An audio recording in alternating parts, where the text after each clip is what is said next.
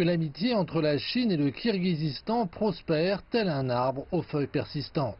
C'est en substance ce que souhaite le président chinois dans son article publié mardi avant sa visite dans la capitale kirghize de Bishkek et sa rencontre avec les dirigeants de l'Organisation de coopération de Shanghai. Xi Jinping a salué la longue tradition d'amitié entre la Chine et le Kirghizistan et le lien d'amitié indéfectible noué depuis l'établissement de relations diplomatiques.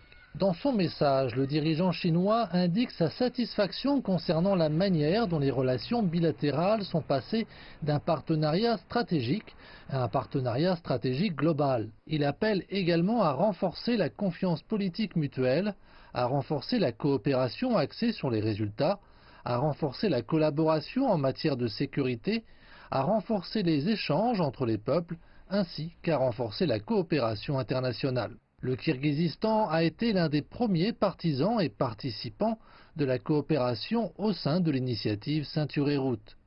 La Chine est devenue le premier partenaire commercial et la principale source d'investissement de ce pays d'Asie centrale.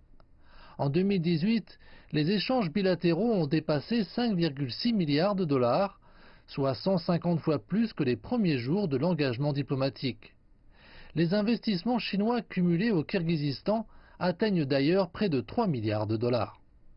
En 2018, plus de 70 000 personnes ont voyagé entre les deux pays et plus de 4 600 étudiants kirghizes s'instruisaient en Chine.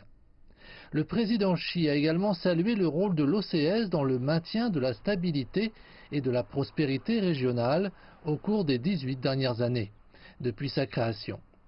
Xi Jinping appelle également à une collaboration plus étroite entre les membres de l'OCS pour une communauté de l'OCS plus proche avec un avenir partagé. Pour le prochain sommet de l'OCS à Bishkek, le président chinois a estimé qu'en raison des efforts collectifs de toutes les parties, les résultats obtenus seraient fructueux. Le développement accru de l'OCS et davantage de bénéfices parviendront aux habitants de la région.